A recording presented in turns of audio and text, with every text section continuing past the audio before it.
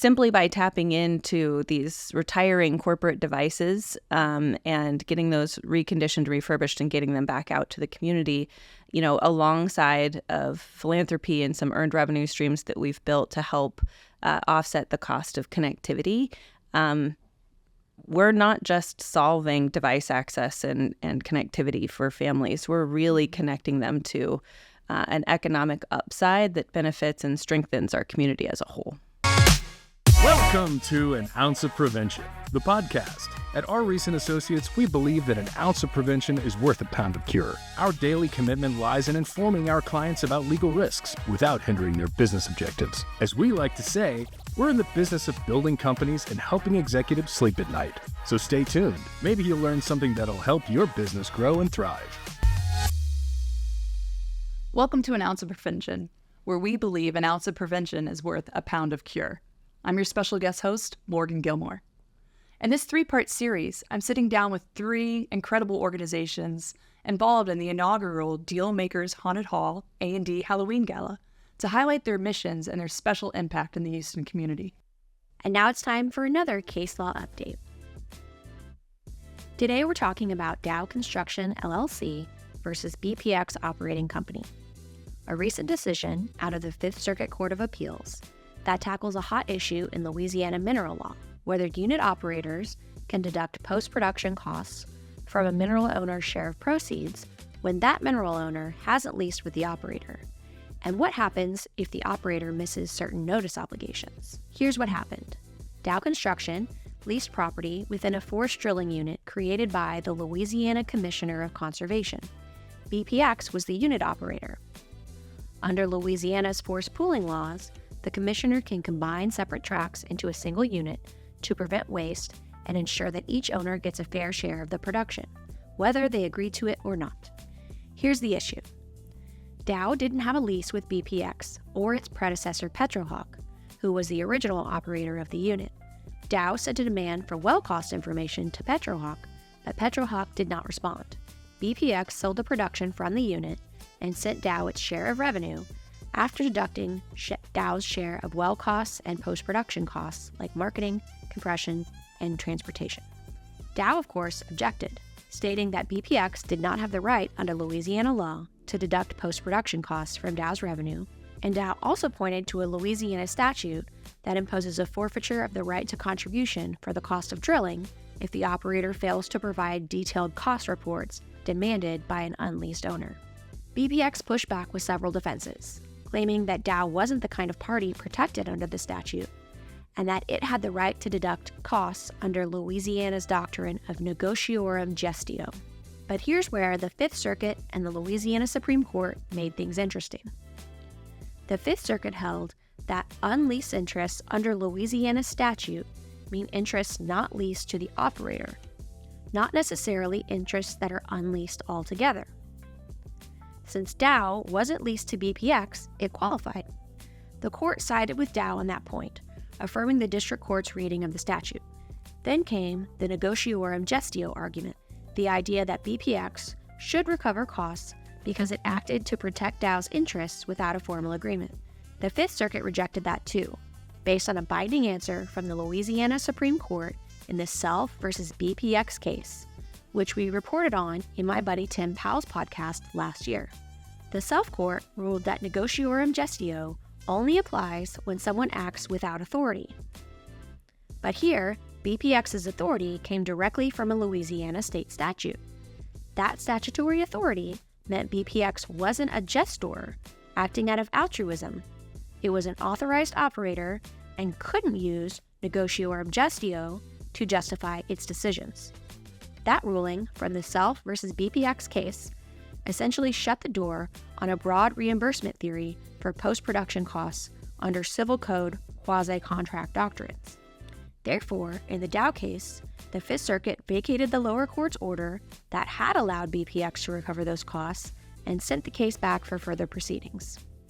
So what does this mean for mineral owners and operators? Louisiana operators should be cautious about deducting post-production costs from unleased parties, especially when no joint operating agreement or lease exists. You may have statutory authority to market production, but that doesn't give you complete freedom to recoup post-production costs.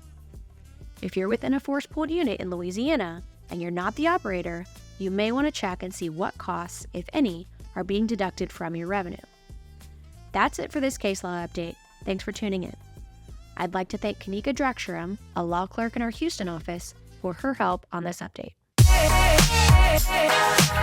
Today I'm joined by Megan Steckly, CEO of Compudopt, one of the 3 local charities benefiting from the event. If you've been following along, you know that RRNA, along with some amazing sponsors, are hosting this special gala to support these impactful organizations. I had the pleasure of meeting Megan last week and learning more about Compudopt's incredible work they're doing. So let's dive in. Welcome, Megan. Thank you. I'm honored to be here.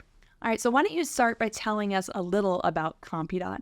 I understand the organization's been around for quite some time, and you've been with the organization for about 10 years. So Yeah. what's the organization? What did it look like when you joined? And what's it look like today?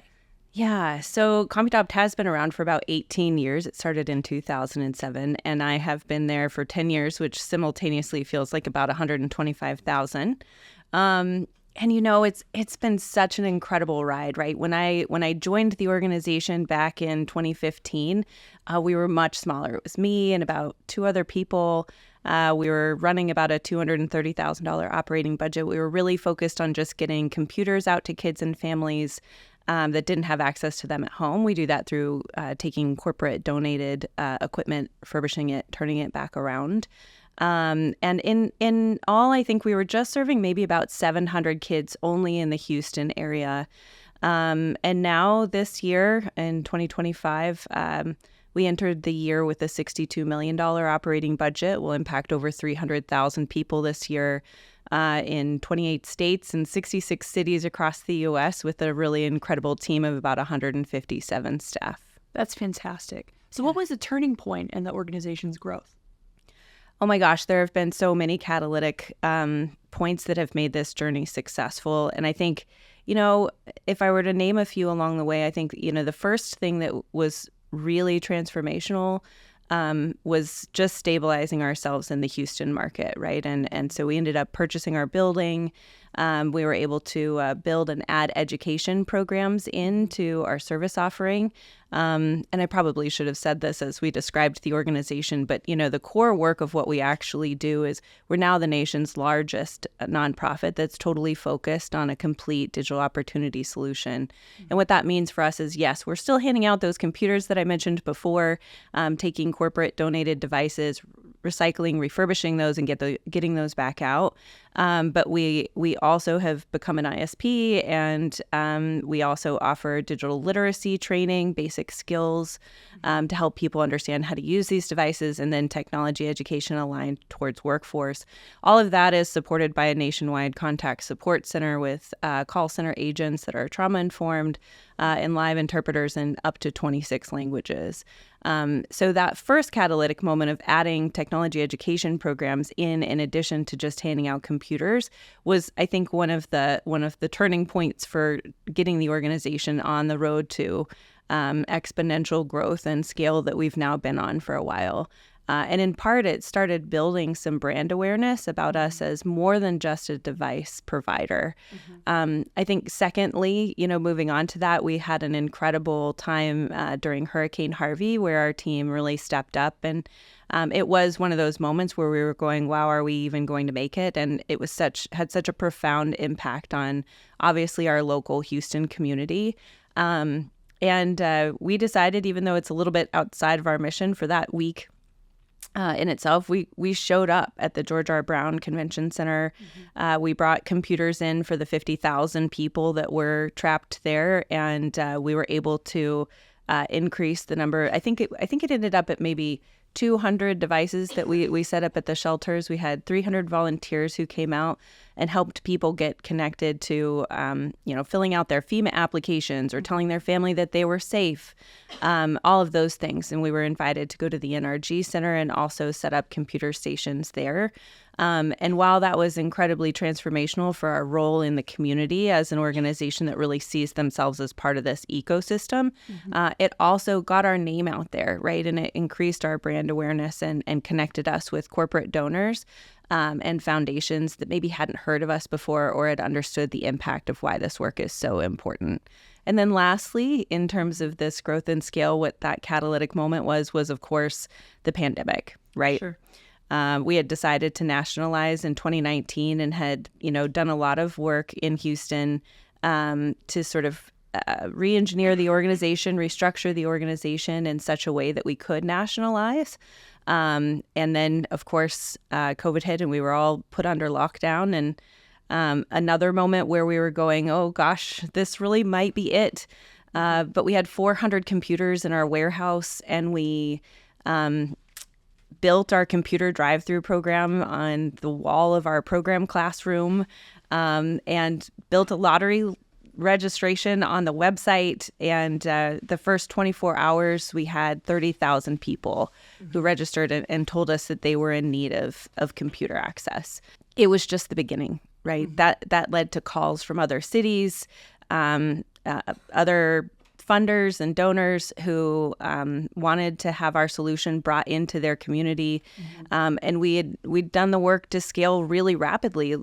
To this day, right, we can be in any community across the U.S. in about 4 weeks deploying devices, and with just a fairly modest early philanthropic gift to help us cover costs to get devices secured. But yeah, from there it just grew, and there was a lot of opportunities along the way. We secured a $35 million gift within the next 24 months after COVID began, that amplified that impact even further, and led to some of the innovations in terms of adding connectivity to our service offering, et cetera. That's why I think your mission is so impressive, because it's not about just providing the machine. It's about a full solution. It's getting these kids, getting these families online.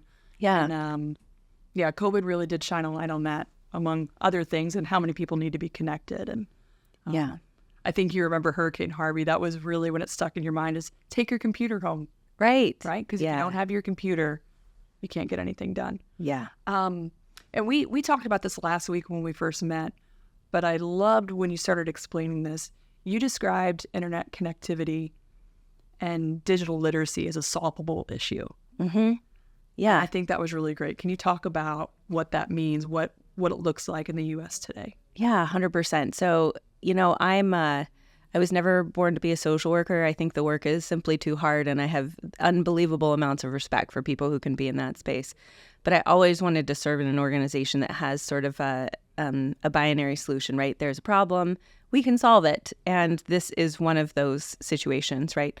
There's about 14 million Americans that still lack access to high-speed broadband and their own device at home. The market for retiring corporate equipment is about it's called the ITAD market, stands for IT, asset disposition. It's about a $16.8 billion market, right? That's an incredible amount of equipment that is going right now just into recycling. And the way that our organization works is that we give those devices a second life before they go, again, downstream into the recycling pool. They're incredibly usable for young people and families that don't have access to their own computers at home. And with that, we provide internet connectivity alongside it. But one of the things that I think is remarkable about this work is that there was a study done by the Center for Rural Innovation recently that came out, and it stated that having technology access at home, meaning specifically high-speed internet and a device, increases per capita household income by 18%. So when we're talking about solving the digital divide and having technology access at home, we're really talking about economic mobility in communities. To your point, right, it's about so much more than just simply having, distance learning solved, right? Like, this is healthcare access, it's online banking, it's this wealth of content and knowledge that is beyond reach if you don't have access to a computer or if you don't have access to internet at home. And simply by tapping into these retiring corporate devices and getting those reconditioned, refurbished, and getting them back out to the community, alongside of philanthropy and some earned revenue streams that we've built to help offset the cost of connectivity. We're not just solving device access and connectivity for families. We're really connecting them to an economic upside that benefits and strengthens our community as a whole. Greetings, ghouls, ghosts, and most importantly, deal makers. If you're heading to Houston this October, mark your calendars because you won't want to miss this. Join us on October 23rd for RRNA's inaugural Dealmakers Haunted Hall Halloween Gala, where the A&D community comes together for a night of networking and meaningful impact. Now, if you are looking at the calendar, you already know that this week is packed with high-caliber events. There's the SPE Annual Technical Conference from October 20th through the 22nd, the Minerals and Non-Op Assembly on October 21st, the North American Capital Assembly on October 22nd and 23rd, and of course, the Women's A&D Luncheon on the 23rd.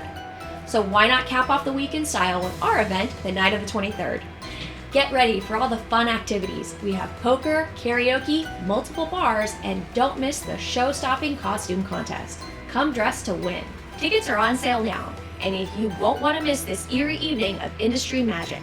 Individual tickets are just $200, so grab yours early and save your spot in the haunted hall. Bringing your deal-making team? Go for the squad ticket. Just $1,000 for 6 tickets, perfect for teams, friend groups, and partners in crime. Visit www.rreslaw.com to secure your tickets before they vanish into the night. There are also still sponsorships available. Interested in sponsoring this year's event? We'd love to have you on board. Visit our website for details or reach out directly to explore how you can be part of the magic.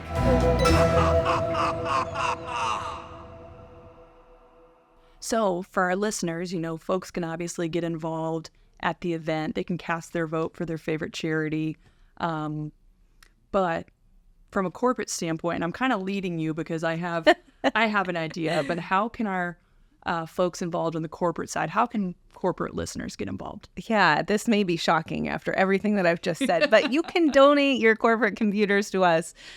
We will come and pick them up. We wipe all devices up to a Department of Defense standard. We have the same certifications and security protocols as any for-profit recycler, refurbisher.